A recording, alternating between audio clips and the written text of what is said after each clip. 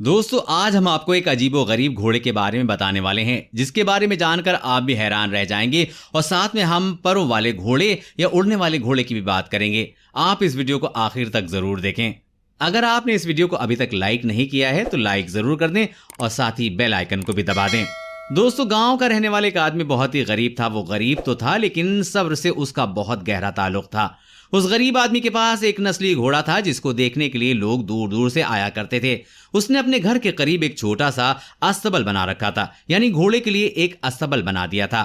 اس کا عشق اور کچھ نہیں، بس ایک گھوڑا ہی تھا۔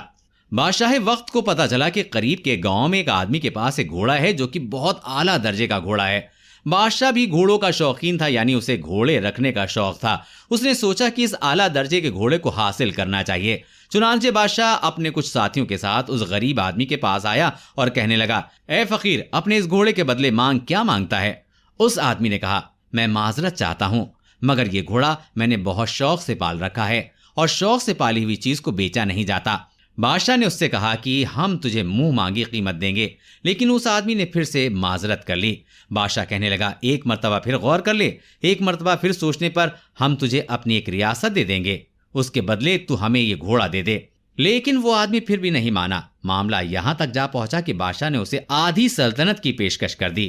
اس غریب آدمی نے کہا کہ بادشاہ سلامت، اگر یہ بکنے والی چیز ہوتی تو میں آپ کو پہلے ہی دے دیتا، لیکن اس کا کوئی مول نہیں ہے۔ بادشاہ ایک نیک حکمران تھا، اس نے کہا، اچھا تیری مرضی، یعنی کہ اگر تو نہیں بیچنا چاہتا تو مت بیچ۔ بادشاہ کے چلے جانے کے بعد گاؤں کے تمام لوگ اس آدمی سے کہنے لگے کہ تو کتنا بے وقوف آدمی ہے۔ وقت کا بادشاہ تیرے پاس آیا، اس نے تجھے آدھی سلطنت کی پیشکش کی۔ اگر تجھے وہ سلطنت مل جاتی تو تیرے ساتھ ساتھ سارے گاؤں کے مزے ہوتے، تو ہمارا بادشاہ ہوتا۔ تو نے یہ کتنی حماقت کی ہے کہ اتنی بڑی خوش نصیبی کو گھر آئے قبول نہیں کیا۔ تو اس نے کہا، یہ میرا گھوڑا ہے، بادشاہ نے اس کا مول لگایا، مجھے منظور نہیں تھا تو میں نے نہیں دیا، اس میں خوش نصیبی یا بد نصیبی کی کیا بات ہے؟ لوگوں نے کہا کہ تو ایک ضدی آدمی ہے، تو شروع سے ہی ایسا ہی تھا، تیرا مزاج ہی ایسا ہے۔ اتنا کہہ کر لوگ چلے گئے۔ تھوڑے عرصے کے بعد صبح کے وقت وہ آدمی جب استبل میں داخل ہوا تو دیکھا کہ استبل خالی تھا اور اس کا گھوڑا وہاں پر موجود نہیں تھا۔ گاؤں کے لوگوں کو جب پتا چلا تو کہنے لگے کہ تجھ سے کہا تھا کہ وقت کے بادشاہ کے ساتھ زور آزمائش نہ کر، اور اب دیکھا تیرا گھوڑا تیرے پاس نہیں ہے، تیرے ساتھ بڑا ظلم ہوا، تو تباہ و برباد ہو گیا۔ اس آدمی نے کہا، میں کیسے تباہ و برباد ہو گیا؟ ایک گھوڑا ہی تو تھا، چھوٹی سی چیز تھی، میری زندگی تو بہت بڑی ہے۔ لوگوں نے کہا، نہیں، تو بے وقوف آدمی ہے، تجھے اللہ نے عقل دی ہی نہیں ہے۔ یہ سب کہہ کر لوگ واپس چلے گئے۔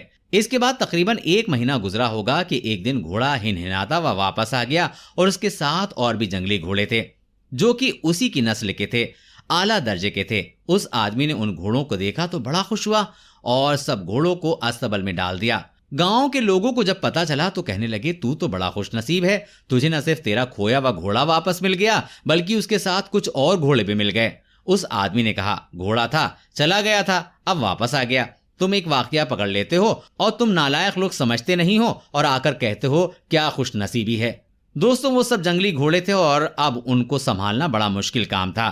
اس آدمی کا ایک اکلوتا بیٹا تھا جو اسے جان سے بھی عزیز تھا۔ بیٹے نے اپنے باپ سے کہا کہ یہ جنگلی گھوڑے ہیں اور میں ان کو سدھار دوں گا۔ چنانچہ اس نے سب سے صحت مند گھوڑے کو پکڑا اور اس کے منہ میں لگام دے کر اس کے اوپر چڑھا اور اس گھوڑے کو چلانے کی کوشش کرنے لگا، لیکن اس کا بیٹا گھوڑے سے گر گیا اور اس کی ٹانگ کی ہڈی ٹوٹ گئی۔ اس کا باپ اسے اٹھا کر گھر لے گیا۔ گاؤں کے لوگ اس کے پاس آئے اور کہنے لگے کہ تیرا ایک ہی بیٹا تھا، تو مارا گیا، تباہ و برباد ہو گیا، تیرے گھر میں مصیبت نے ڈیرا ڈال لیا ہے۔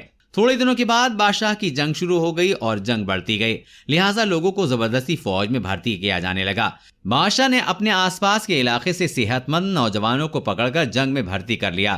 اس کے بیٹے کی ٹانگ ٹوٹی ہوئی تھی اور وہ کسی کام کا نہیں تھا، لہٰذا بادشاہ کے لوگ اسے چھوڑ کر چلے گئے۔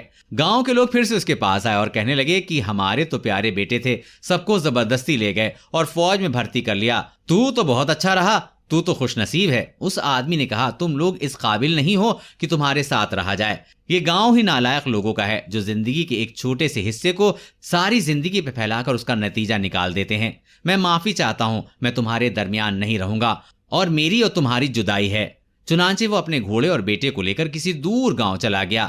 دوستو اب اگر بات کی جائے پروں والے گھوڑوں کی تو اس کے بھی بارے میں بات کرتے ہیں۔ کچھ وقت سے سوشل میڈیا پر پروں والے گھوڑے کی بات چل رہی ہے اور یہ کہا جا رہا ہے کہ فلاں جگہ پروں والا گھوڑا دیکھا گیا، اڑنے والا گھوڑا دیکھا گیا۔ تو ہم آپ کو بتا دیں کہ ایسا کچھ نہیں ہے، کہیں بھی کوئی اڑنے والا گھوڑا نہیں دیکھا گیا۔ یہ سب ایڈٹ کیے ہوئے فوٹو ہوتے ہیں، آپ ان پر زیادہ دھیان نہ دیا کریں۔ آپ کو ہمارا آج کا واقعہ کیسا لگا کامنٹ باکس میں ضرور بتائیں اور اس ویڈیو کو لائک بھی ضرور کریں۔ ملیں گے اگلے ویڈیو میں۔